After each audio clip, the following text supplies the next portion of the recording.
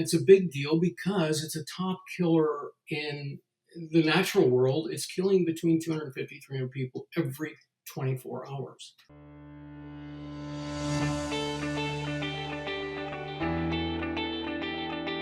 And I want a good show, damn it.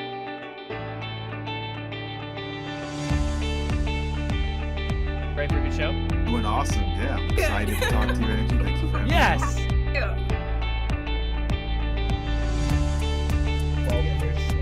I've always been big into archery, and my dad said, hey, you guys want to start an archery store? That's how it always is. Andrew, yes, of course, let's do this together. Hello, everyone. Welcome to another episode of the E-Comm Show.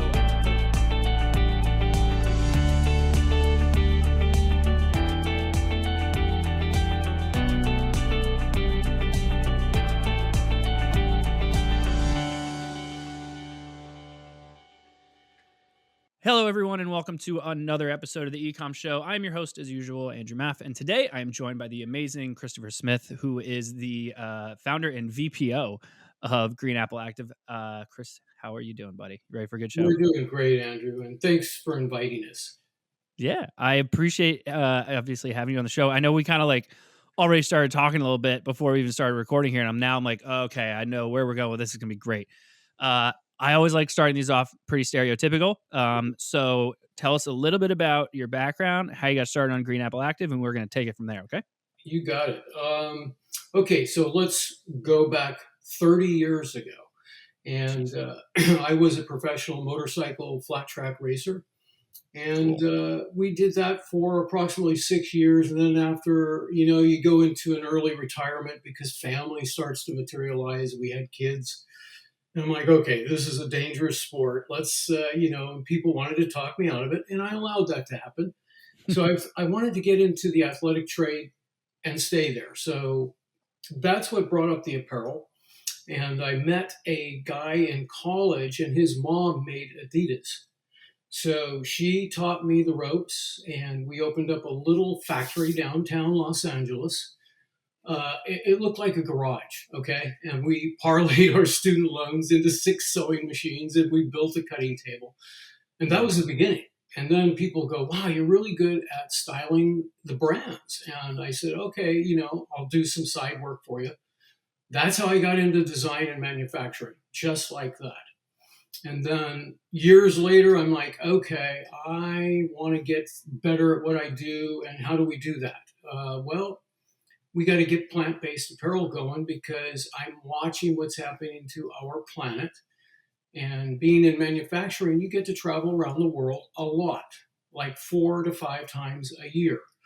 And you go to these third world countries, by gosh, and you see what's really going, what's really happening. And we're talking filth, and we're talking rivers that you can't even see. They're so covered with plastic.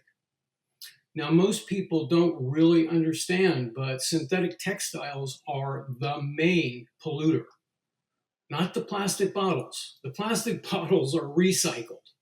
So the microplastics coming out of athletic and regular synthetic is incredible.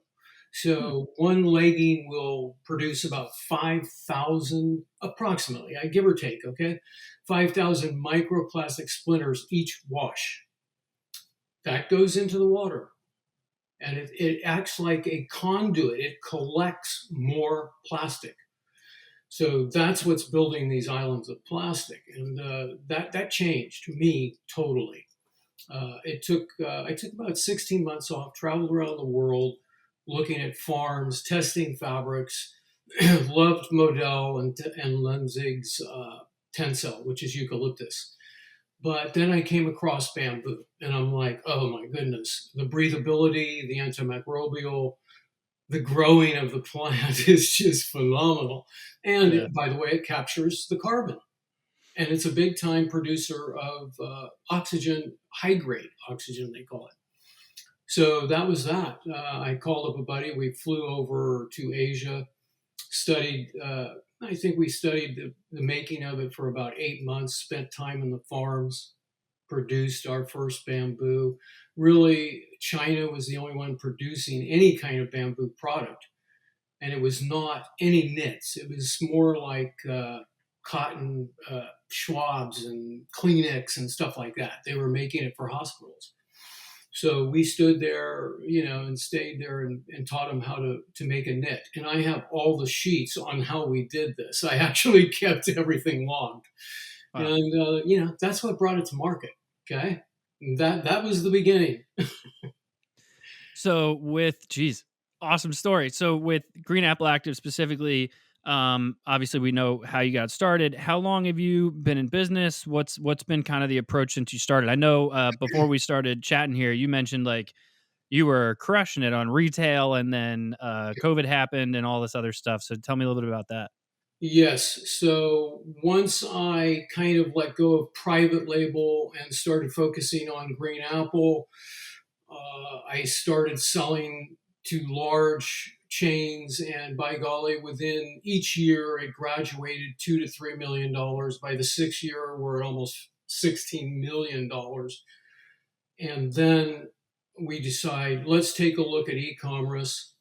And we had a very minor website. I mean, it was really nothing we focused on, but it was doing almost 850,000 a year with no ads or anything, just off of what we were selling offline. So we're like, yeah, we got to really take a look at this, because we're watching what's going on. And a lot of our retailers, they're going down. They're going to go bankrupt. You can tell the future is changing. So as that's coming along, I had some issues with one of my sons, which we had to take care of. So I kind of kicked back for almost a year and let my salespeople and everybody do their thing and, do mine as a father. And then once we had him back in action, I'm back in action, and here comes COVID. Not even a year later. And so that just totally almost shut us down completely. So what I did, Andrew, was I said, okay, let's just close all of our wholesale down, go retail online. We had a lot of stuff that we sold, offline in storage. So let's do that. Let's not run ads. Let's just let it sell naturally. And we did that for almost 30 some months until we were our year. Then Asia had a year, and then we had to rebuild everything. We do a special fabric, which we trademarked under Eco AirTech, and Egg, which is Eco Germ Guard for the medical. And what happened was I really wanted to test this textile, not just in Asia and in Europe, but here. So we made some raw goods. We sent it up to a lab here in Utah. And by golly, that stuff tested out incredibly. It actually neutralized what they called HAI. And being naive to HAI, I'm like, okay, what's the big deal about HAI? Because I'm only looking for athletic fiber here. I'm not looking for medical. And they go, well, it's a big deal because it's a top killer in the natural world. It's killing between 250, 300 people every 24 hours. Hospital acquired infections. I don't know if, hopefully people are watching this, they can, catch on to this. It's a big deal, because after I learned about it, I had friends and I talked to them and they said, oh yeah, we were at the hospital and we had one, but luckily they got over it. Okay. But these cancer patients where their immune system is weak and they get an HAI, it's a very tough comeback. So, anyway, to make a long story short, no hormone disruptors, no thyroid problems, no metals, quick dry, most breathable fabric on earth. And it's super comfortable, and it lasts, and you don't have to iron it. It'll just hang it up and it irons itself.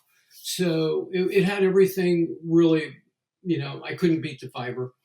And then once we made it into, process the fiber into yarn, we mixed an antimicrobial herb with it, okay, which was nothing but from an American Indian .com that I read about, and I bought that freeze-dried and mixed it into the bamboo when we liquefy it. So anyway, that's what brought Green Apple to fruition online. And we're just kind of rebooting this year. So we're just starting to run our ads, actually. I'm just kind of looking into that. Otherwise, we're doing email marketing, social media. and we try to keep people adrift of what we're doing. And every box has an update sheet, which I do myself. And I put it in, I give it to the team. I say, let's put this in every box so people are updated. We're okay. We're making it slowly but surely. And that's how it all came around. And yeah, we're happy. So e-commerce is now our challenge, not the brand. So then we're glad you're here. It's always crazy to me to hear the science behind like what is clothing, right? Like it's clothes. Yeah, everyone wears clothes. Oh, most people wear clothes, and like the science behind it is always very interesting. And so like the approach that you've taken with it to kind of go into this direction, because obviously like the organic clothing side, the bamboo side is definitely, and obviously you're the expert here, so correct me if I'm wrong, but it's been taking off over the past several years because of exactly what you said about it just being a huge waster in the whole fast fashion thing and all that fun stuff. Am I right? No doubt about it. I mean, the hidden formulas, the chemicals that are in there are some of the top cancer-causing chemicals on Earth. So whenever you're buying a fabric, say printed, a printed synthetic fabric has approximately 5 to 10,000 chemicals in it. Now, it's plastic. Wow. It's a derivative of plastic. So when your body heats up, we all know what plastic does. It releases those chemicals. And now we're talking about the largest organ, the skin. So it absorbs that. Now we have, through friends, doctors, and scientists, it does not affect you immediately unless your immune system is down, and then it will. But otherwise, as you age, your immune system changes and it lowers. Yeah. Hopefully, we're learning how to keep it up now with some peptides in the right food, but still, it's dangerous. So that was a main concern of mine. Because I did have a family member who passed away of a cancer that was an environmental cancer, not directly linked to fabric, but an offshoot of some of those chemicals. And so that helped drive me. And then there's the ecosystem, like I was telling you about when I travel around the world. So in manufacturing, you're going to India, Vietnam, Cambodia, China, and you're getting around. And seeing those countries and what's happening, because they don't clean it up like we do. And we have very tough laws here. But you can, and I'm not going to name a country because I love all the countries. The people are just genuinely, really beautiful. But you look at rivers that are totally covered with plastic and the water is flowing underneath. And these people live off that river. They wash their clothes, they clean their bodies and everything. I mean, some of these countries are very poor. So all of that just really, intensified. I told my team about it and they're just like so into it. Yeah. But I want to elaborate with you, Andrew, about bamboo, okay? Just briefly. So bamboo, when I started it with another friend of mine, Rich, it was not wanted here, because the cotton industry wanted to keep that organic market. So at the little tiny things that when they say something about bamboo, they go, oh, it's dirty, da-da-da. And I'm like, I was there watching it be made, okay? So I know exactly it's made. It's a viscose fiber, and it's made with a couple of chemicals which are GOTS certified, Global Organic Standard. And then we mist those out with water misters. So there's nothing left and it's recycled until it evaporates, okay? There's nothing into earth. Now, bamboo is the fastest growing plant on earth. And I'm not kidding. It has been recorded at growing up to 3 feet in 24 hours. Whoa. 3 feet. I know it's fast, but that's... Yeah. No, this is recording where they record the plant now this is in perfect circumstances. Yeah. So bamboo will grow anywhere at any time, but if it's in that perfect climate, it just really grows. So that helped, everything led to a positive energy. And, like I tell people in some of my ads, hey, you want the positive karma, try to wear a plant. It's in harmony with Earth. Yeah. Simple as that. And that's that. I'm working at getting it more out there online, and that's a challenge right now, but we're working on it. I was going to ask you about that. So obviously you had a lot of success on the retail side. You've pivoted over to the e-com, more traditional, like D2C side, I should say. Mhm. What's been that approach? What's been working? Where are you guys at with that now? Well, I do, in just the short time I'm working it myself, it's a conglomerate of things. So, you can do ads, you can do social media, and you can do email marketing. But for me, I've kind of recognized those three work best together in some sort of a harmonistic manner. So your email should go out when your social media hits, if it's going to be a sale or if it's going to be a discount, or let's just say it's a holiday even. You want to take advantage of all of those things. And the ads need to promote almost simultaneously with all of that. Now, once that happens, then things start they start cracking. I mean, we grew running just the way I said, harmony, ads, email, social media. We got it finally all together running at once, and our sales went up 5 times within a month. It just exploded. So it can be done. Yeah. And that's And yeah, and we live and breathe this stuff. So you're preaching to the choir. yeah. It's always very interesting of like, let's say, was it 2024 right now? Mhm. 5+ years ago, everything was trackable. Every little thing that you did was, okay, here was the ROI of this specific thing that we just did. And then, iOS changed with their tracking. And now with the new market, we obviously have things like Amazon, but you also have all these other marketplaces, and the customer journey is becoming so fluid that it Mhm. doesn't make it as easy to track everyone as it once was. And brands are starting to realize that by having all of your marketing kind of working cohesively together, there are elements where there's so much gray area that if you pull one thing back, it's actually going to hurt something else. And so you've got to find that nice balance of everything kind of working together so Yeah. that you can actually spread that messaging and kind of position the brand, as you need to, of course, bring in more sales. How are you positioning the brand? Are you kind of focusing on that, like more like organic element to it? Yes, and I'm continually talking and meeting with people that are pros, because I'm not. I'm a professional at building a brand, any kind of brand. I know how to build brands. I'm a product developer. That's what I do. I Yeah. build products and I do it right. Um, so I am constantly meeting with tech people, right, and just listening and trying to figure this all out, put it together.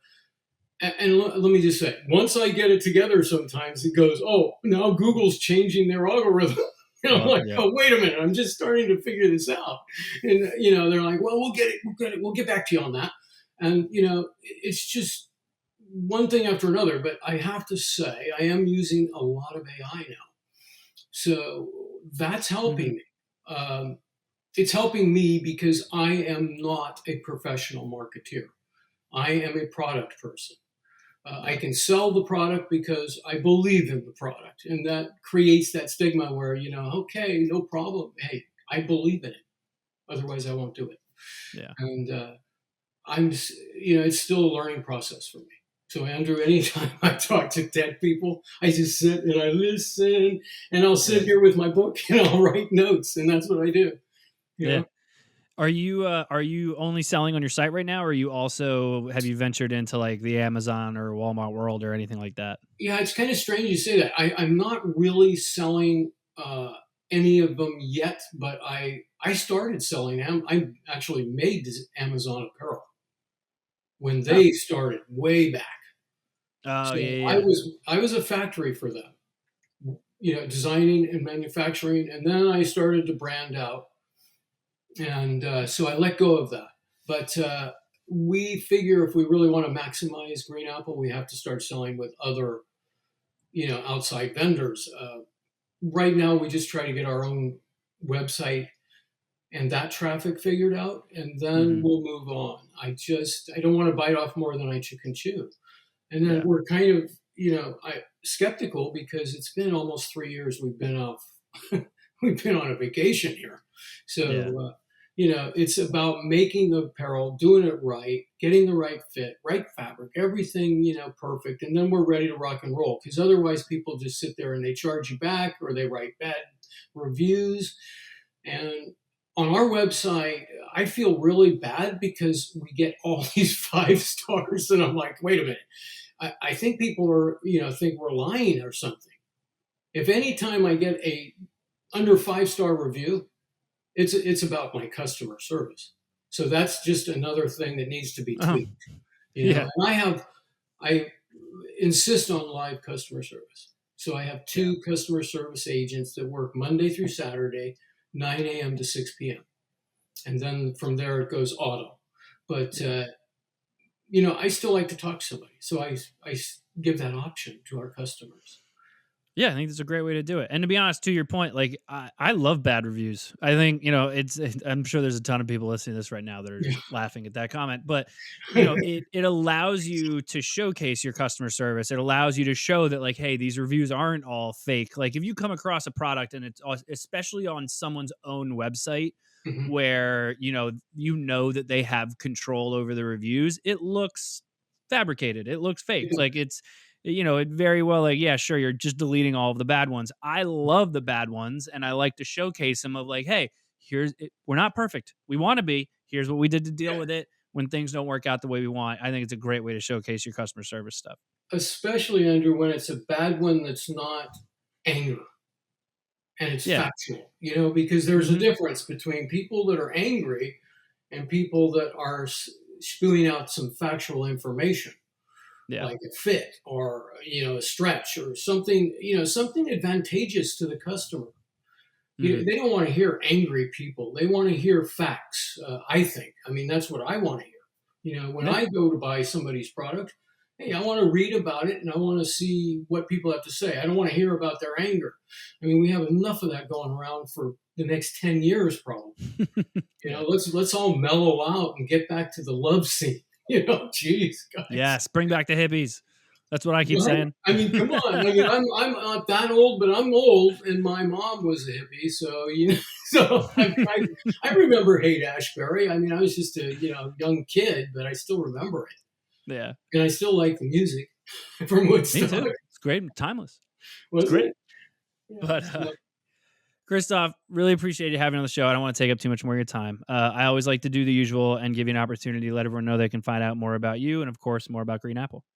Well, I want to thank you too, Andrew. It was really nice of you to give us this opportunity and to make yourself available. Cristofer at greenappleactive.com, info at greenappleactive.com is our customer service, or greenappleactive.com is our website. Those are the 3 ways they can contact us now. And we're starting to sell on a couple outside websites, but I don't want to jump the gun. That's in the near future. Coming soon. So, Amazon Fair and all those, they're coming, but we first have to get the product right. So anyway, that's how people can contact us. Beautiful. Christoph, thank you so much for being on the show. Everyone who tuned in, of course, thank you as well. Please make sure you do the usual thing, rate, review, subscribe, all that fun stuff on whichever podcast platform you prefer, or head over to the ecommshow.com and check out all of our previous episodes. But as usual, thank you all for joining us. Thank you for tuning in to the E-Comm Show. Head over to ecommshow.com to subscribe on your favorite podcast platform or on the BlueTuskr YouTube channel. The E-Comm Show is brought to you by BlueTuskr, a full-service digital marketing company specifically for e-commerce sellers looking to accelerate their growth. Go to BlueTuskr.com now for more information. Make sure to tune in next week for another amazing episode of The E-Comm Show.